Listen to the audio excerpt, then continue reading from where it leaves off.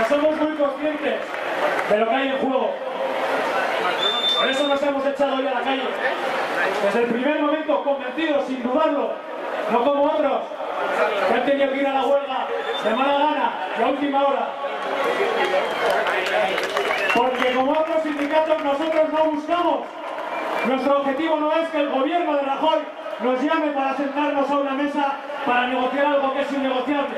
Ese no es nuestro objetivo es tumbarla, y en eso estamos.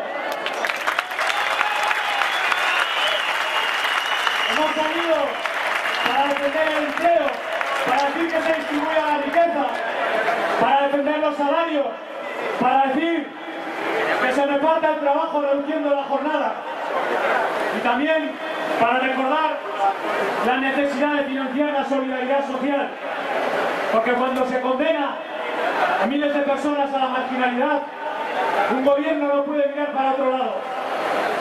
Hay que cambiar la fiscalidad, lo venimos diciendo, hay que recaudar más y de manera más justa.